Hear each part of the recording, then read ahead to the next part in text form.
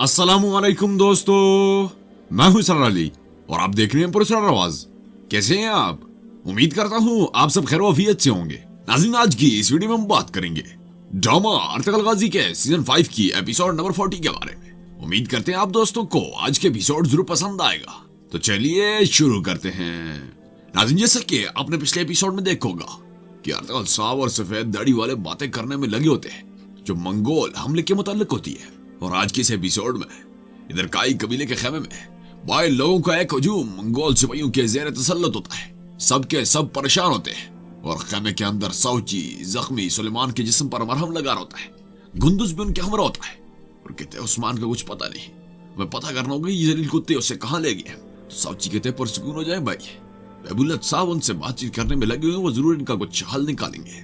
तो गुंदुस कहते हैं वो बेबुलत जलील भी उनके वफादारों में से एक है। उमरुलू कबीला मंगोलों के तलवे चाटने में लगा हुआ है। हमें जल्द से जल्द उस्मान को तलाश करना होगा और जितना जल्दी मुमकिन हो सके इन कुत्तों को यहाँ से निकालना होगा। खैर ये सब सोच विचार में लगे होते हैं और निफक के किले में द्रागोस और यूरानोस आपस में बातें करने में लगे होते हैं कि इसी दौरान सुबोताई दबंग अंदाज में एंट्री मारता है। उनके पास आ जाता है, इर्द गिर्द के हालात का जायजा लेने लगता है। द्रागोस उसे देखते ही अपनी जगह छुप जाता है। तो सुबोताई यूरानोस को कहता है, एक अच्छा किला है, ये अफवाज के रास्तों का हाकिम है और ये तजारती रास्ते पर खड़ा है। इस जगह का मालिक होना बहुत ही मुनाफा बख्श होगा। और फिर कहते हैं अगर तुमने हमारी चोरी शुदा सोना वापस न किया तो हम इस किले पर हमला करके तुमसे ले लेंगे। तो यूरानोस कहते हैं पहली बात तो ये है कि ये किला तुर्क कबाइल की तरह हमला करने जैसा नहीं है, और दूसरी बात ये है तुम्हारा सोना हमारे पास नहीं है और ये अर्तुगरुल के पास है। तो सुबोताई को उसकी बातों पर यकीन नहीं आता और कहता है या तुम बेवकूफ हो या फिर मुझे बेवकूफ समझते हो। यकीनन तुम्हें वो सोना वापस करना होगा। काफी डराने के बाद वो द्रागोस की तरफ बढ़ता है। द्रागोस भी जड़ से अपनी तलवार निकाल देता है मगर ऐसा कुछ होता नहीं। और फिर से वो यूरानोस को कहता है चूंकि तुम अर्तुगरुल के साथ काम करते हो तुम इस पैगाम को उस तक पहुंचा सकते हो। उसके कबीले के हर फर्द को यरगमाल बना लिया है, उसके बेटे को हमारे नौकरों ने उठा लिया है। ये सब बातें द्रागोस मनहूस कानों से सुन रहा होता है। खैर काफी ज्यादा डायलॉग मारने के बाद वहां से खिसक जाता है। उसके जाती द्रागोस यूरानोस के पास आता है। तो यूरानोस कहता है मैं उसे बता रहा हूँ कि सोना अर्तुगरुल के पास है मगर मंगोल इस पर यकीन नहीं कर रहे। तो द्रागोस कहते हैं ये सब बेबुलत की रचाई साजिश है। उसे पता चल गया कि सोना किसके पास है, यकीनन वो उसे लेंगे लेकिन मैं उसे लेने नहीं दूंगा। काफी बातें होती हैं इनके बबैन। और जंगल से अर्तुगरुल साहब जैसी सफेद दाढ़ी वालों से मिलने के बाद बमसी और तुर्गत के साथ निफिक के किले के लिए निकल आते हैं। बिजली किसी तेजी के साथ वो अपने सफर पर गामज़न होते हैं और काई कबीले के खेमे में दुबरल कहता है अर्तुगरुल साहब कोई खून रजी नहीं चाहते अम्मा आपने उन मंगोल कुत्तों के आगे हथियार डालकर अच्छा किया। खैर मंगोल सिपाही दुबरल को बाहर ले आते हैं। आयमा खातून और दूसरे सब लोगों की आंखों में आंसू उबल रहे होते हैं और फिर अर्तुगरुल साहब का सोचकर उनकी परेशानी में बेहतर इजाफा हो जाता है। कितने में बेबुलत और आलंचक कमांडर आ जाता है। कमांडर आलंचक सबको खाए जाने वाली नजरों से घूर रहा होता है और फिर कहता है अर्तुगरुल ने अपनी रियासत और इलाको खान से गद्दारी की है, उसका फरमान जारी किया जा चुका है, उसके सिपाहियों ने हथियार डाल दिए।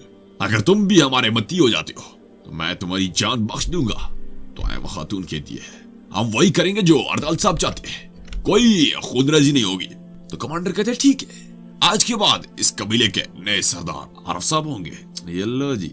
इसी दौरान एक कमांडर आकर कहता है गिरफ्तार शुदा अगोज सरदार आपकी खिदमत में पेश होने के लिए आए हैं। तो कमांडर आलंचक कहता है उन्हें अंदर ले आओ।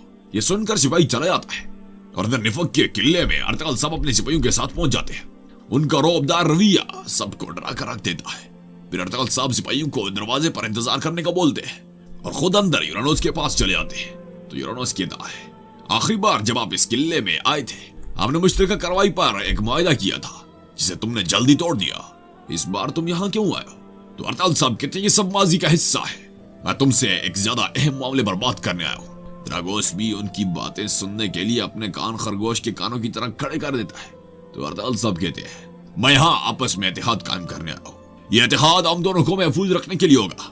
यूरानोस कहते हैं मंगोलों ने हमारी जमीनों पर नहीं बल्कि तुम्हारी जमीनों पर हमला किया है। तो अर्तुगरुल साहब कहते हैं मुझे यकीन है कि मंगोलों की तलवारें जो आज कुछ दूर चल रही है कल यहाँ भी चल सकती है। आखिरकार मंगोल तुम्हें यहाँ आकर घेरेंगे, तुम एक बशऊर आदमी हो, तुम्हें समझना होगा अगर हम इस इत्तेहाद को कायम नहीं करते तो ये लानत दोनों इतराफ के हर फर्द पर जुल्म करेगी। तो यूनुस कहते वो तो ठीक है, पर तुम्हारे पास इत्तेहाद को कायम करने के लिए क्या है? तुम्हारे कबाइल पर हमला हो चुका है, महज थोड़े से सिपाहियों के साथ तुम क्या कर सकते हो? खैर ये भी अपने किले और सिपाहियों पर गुरूर करते हुए अर्तगल साहब से काफी बातें करता है, जो काफी देर तक जारी रहती है। और इधर काई कबीले के खेमे में आलनचक कहता है, अब से तुम्हारे सरदार आला भाग गया है, जो भी कबीला उसकी मदद करेगा मैं उसको जमीन बोस कर दूंगा। आज के बाद आपके नए सरदार आला बैबुलत साहब है। तो एक सरदार कहता है, जो हक तलवार से हासिल किया गया है वो जुल्म के हवाले नहीं किया जा सकता। अर्तगल साहब ने जमीनों को फतह किया है, मेरे कबीले को तलवार से मारकर और मेरे बेटों को कत्ल करके तुम जहन्नम में जलोगे। अर्तगल साहब तुम सबको अपने पांव तले रौंदेंगे। ये सुनकर कमांडर आलनचक तेश में आता है और अपने घोड़े को इस्तेमाल में लाते हुए उसी सरदार पर वार करने लग जाता है। काफी ज्यादा तशद्दुद करने के बाद उसे निडाल कर देता है और फिर अपनी दरिंदगी का मुजाहिरा करते हुए वो उसी घोड़े से उसकी गर्दन को दबोचता है और काफी अजियत देने के बाद वो उसी मौत के घाट उतार देता है। ये देखकर सबके गुस्से में बेपनाह अजाफ हो जाता है, मगर वो सब लाचार और बेबस होते हैं और चाहते हुए भी वो कुछ नहीं कर सकते। और आखिर में सिपाही सब सरदारों को बाहर ले आते हैं तो आलनचक कहता है, आज रात हम अर्तगल के खेमे में अपनी फतह का जश्न मनाएंगे और कबीले की ख्वातीन मेरे लिए शाहाना दस्तरख्वान सजाएंगी। और सुलजान को कहता है, तुम आज रात मेरे खेमे में मेरे मेहमानों की खातर मदद करोगी। ये सुनकर सुलजान खातून शदीद गुस्से में उसकी तरफ लपकती है और कहती है, मैं मर जाऊंगी लेकिन तुम्हारी खिदमत नहीं करूंगी। ये सुनकर सिपाही उसकी गर्दन पर तलवार रख देता है और काफी ज्यादा बातें करने के बाद आलनचक कहता है, मैं तुम सबको अभी नहीं मारूंगा, सब इज्जत की मौत मरोगे। बहुत ज्यादा बकवास करने लगता है और निफा के किले में अर्तगल साहब यूनुस से कहता है, जाहिर से धोखा मत खाओ, एक बड़ी फौज आ रही है जो हमारी पुष्टपनाही करेगी। ये सुनकर द्रागोस और यूनुस काफी खौफजदा जाते हैं। अर्तगल साहब अपनी बातों से उनको काफी डराते हैं और कहते हैं, ये जंग बहुत ही पुरतशद्दुद जंग होगी, मेरे पास इतनी फौज मौजूद है जितनी तुम्हारे पास है। तुम्हारे पास सर झुकाने के लिए सिर्फ ये किला है, क्या तुम अकेले इन मंगोलों से बच जाओगे? ये सुनकर यूनुस भी काफी हद तक रजामंदी का इजहार करता है।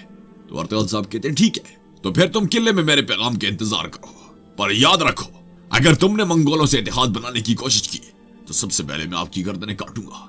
ये कहकर जाने लगता तो यूनुस कहता है, मंगोलों का नुमाइंदा आया था अर्तगल, उसने कहा है कि उस्मान अब हमारे कब्जे में है।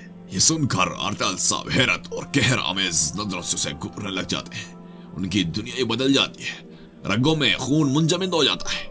द्रागोस कमबख्त भी अपनी जगह खड़ा सारे वाक़ये से लुत्फअंदोज हो रहा है। तो यूनुस कहता है, अगर तुम उन्हें मतलूबा चीज नहीं देते तो वो उसे मार डालेंगे। खैर आखिर में अर्तगल साहब वहां से शदीद गुस्से में रुखसत हो जाते हैं और दरकाई कबीले के खेमे में अलबिलगाया खातून उदास हालत में बैबुलत को कहती है कि आप उस आलनचक को ये सब दमाल ले जाने से रोक नहीं सकते। तो बैबुलत कहता है, मैं हस्ब तौफीक जितना कर सकता था मैंने किया। दूसरे लफ्ज़ों में बैबुलत का मतलब होता है, मैं जितना चूना लगा सकता था लगा लिया, अब इसके बाद जो होगा देखा जाएगा। और फिर कहते हैं, मैंने अर्तगल को कितनी बार खबरदार किया था कि मंगोलों से पंगा इज नॉट चंगा, मत लेना पंगा।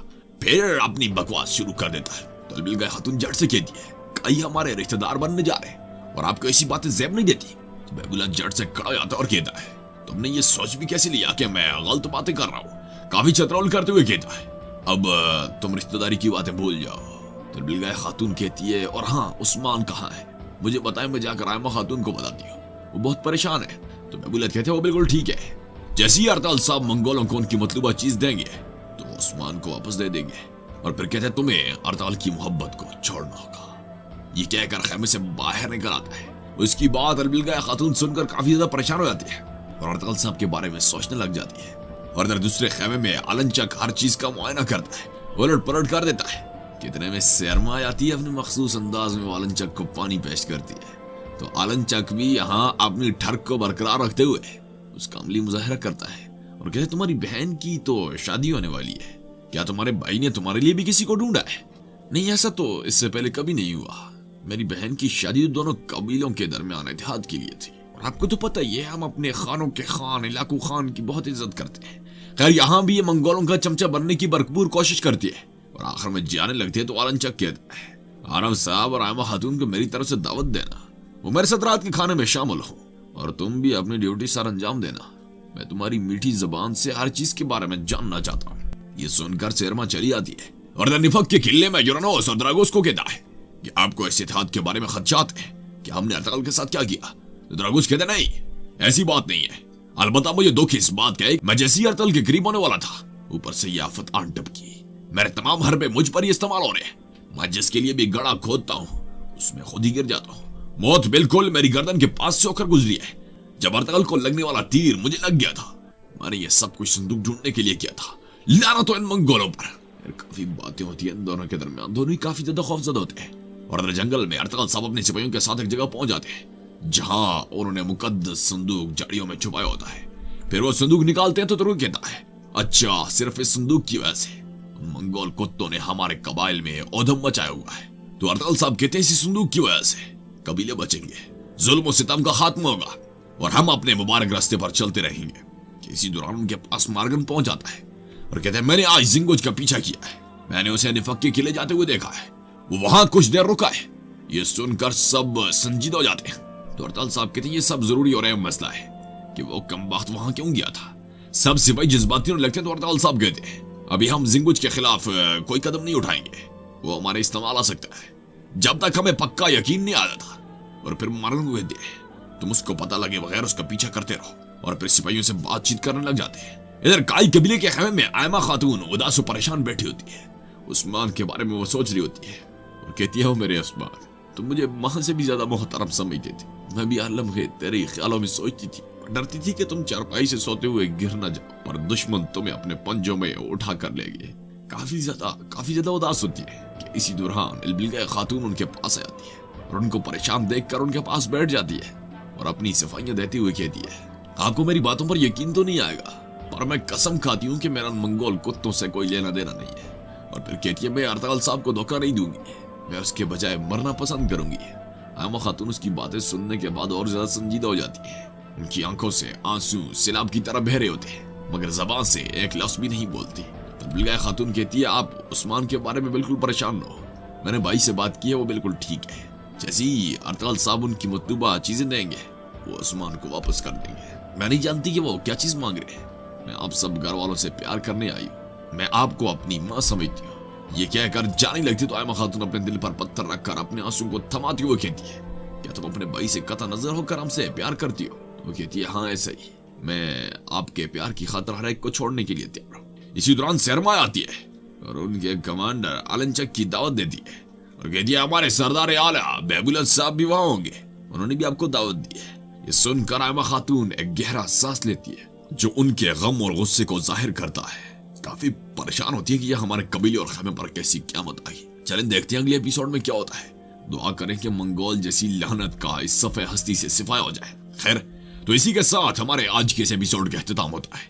उम्मीद करते हैं आप दोस्तों को आज के एपिसोड जरूर पसंद आया होगा। मिलते हैं अगले एपिसोड में, तब तक के लिए इजाजत चाहूंगा। अल्लाह ने के बाद।